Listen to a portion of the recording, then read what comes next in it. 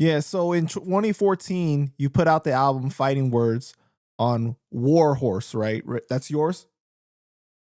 Yeah, it's just what we did at PANDA. So you got an all... I don't know if it even still exists. It was basically Diabolic Records. You know what I'm saying? Basically. That's just what we called it, you know. So you got an all-star cast on the album with self-titled, Swave Seva, R.A. the Rugged Man, Apathy, Locksmith, Nino Bless, Sean Price, Vinny Paz, Sealand, Snow Goons, and even DJ Premier produced on the album. Like, this is like elite. You know what I mean? Was most of the album already completed when you left Viper, or did you make a lot of changes after? Like, how was it? Nah, most of it was done. Like, it was mostly finished. I tell you, some of the mixing needed to be done. That was kind of a hassle on the other end. But the Preem record was not finished. That was not finished. Like, that was a bad experience for me, though, working with Preem. Other people, you know, I don't want to throw dirt on them, right? It's not like I'm shitting on them, but it was a whack experience. That's kind of surprising because you knew him for so long, right? Before then? Right. Well, in passing, but I had never done business with him and tried to get music done, you know. I knew his former manager, Fat Gary, for a long time.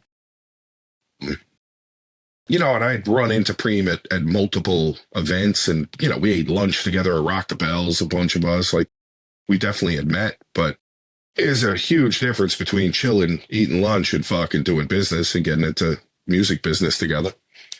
Huge difference. What about the experience was great?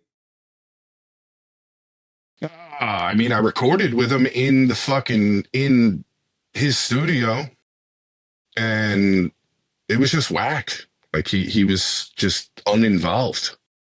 It was just whack. Like, I sat there for like 4 hours while him and his new manager, and they're fucking around in the office. Me and Coast, my man Coast LaCastro, were there.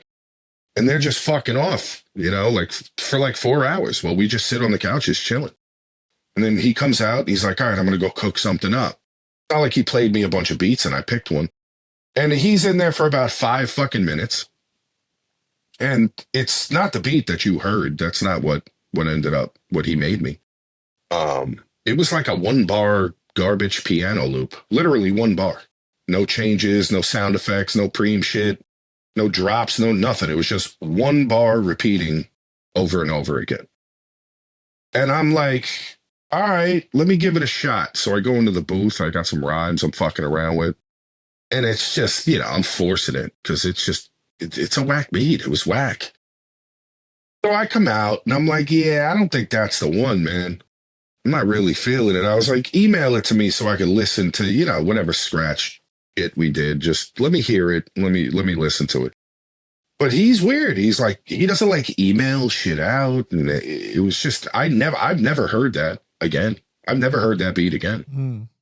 I hit him up afterwards and was like, yeah, it's definitely not the one. Because he never sent it to me. I didn't even listen to it again. I just knew I wasn't feeling it there.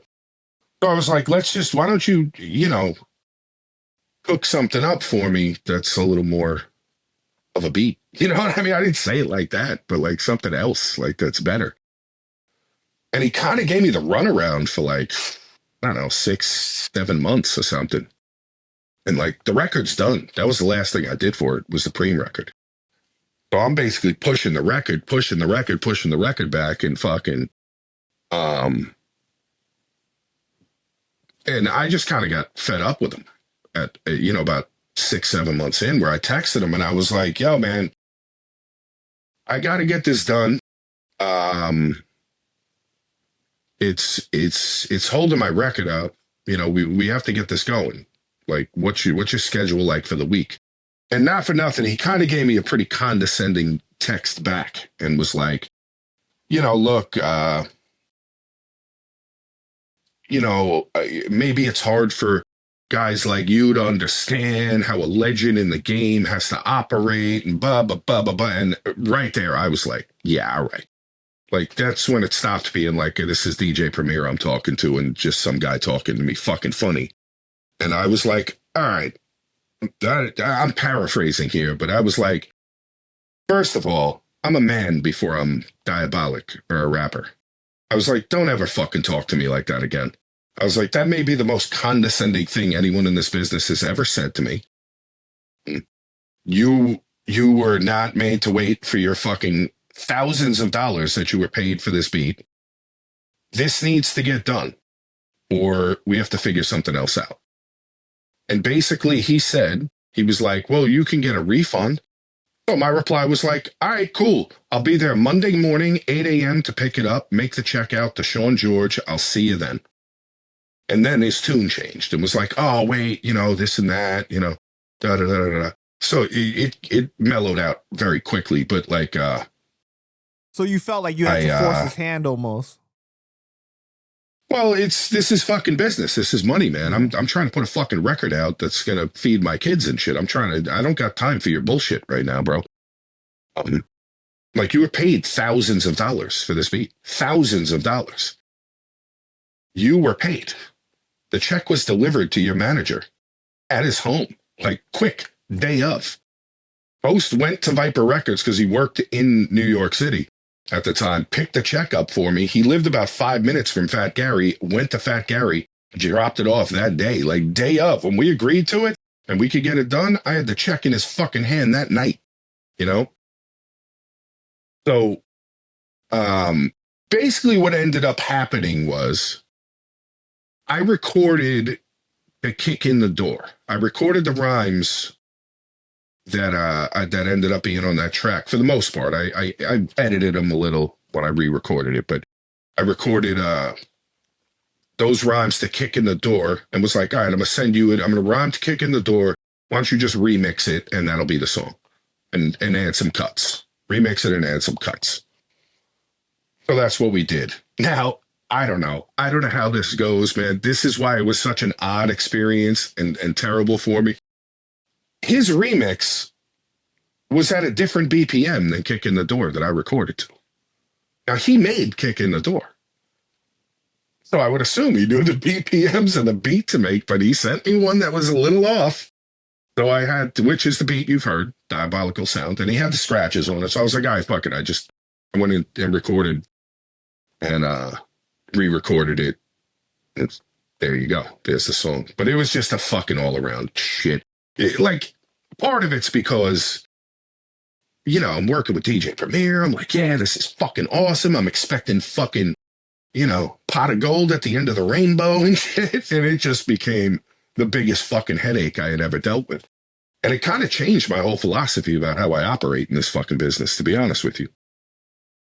I was basically like, all right, fuck everybody. If it's not easy, I'm not doing it. I don't care what your name is. How disappointing of an experience was that for you as a hip hop fan, though? Because obviously, like, everyone loves Premier. You know what I mean? Like, everyone holds him to high regard, and it's kind of like that thing that people talk about, like, you don't really know anybody until you meet them. Like, don't meet your heroes and stuff like that, and then you get disappointed, kind of situation. I mean, he was always a nice guy. It's not like I'm shitting on him. Right. It's just that interaction. I don't know what's going on with his schedule. Maybe he was real busy, touring. Who fucking knows? I don't know. All I know is that we got to get this done. And I'm not really concerned at this point because you've been paid for a fucking job. You got to do the fucking job, man. And it's like, I'm not that concerned with what you're doing. Now, if it was a month or two and he's like, yeah, look, I'm going over to Europe for 3 weeks. And then I'm bouncing, going out west for a couple. When I get back, we'll figure it out. That would have been cool, but that's not what it was. I was getting he was trying to play me a little bit. That's what it felt like. And I was tolerant of it for as long as I could be tolerant of it before I had to play hardball a little bit. And it just was not what I expected. I expected, we're going to go into the studio. We're going to fucking brainstorm. We're going to put it together. But nah, when he was recording me in headquarters, he's watching Martin while I'm rapping. And I can see him through the fucking window. It's like he was disinterested.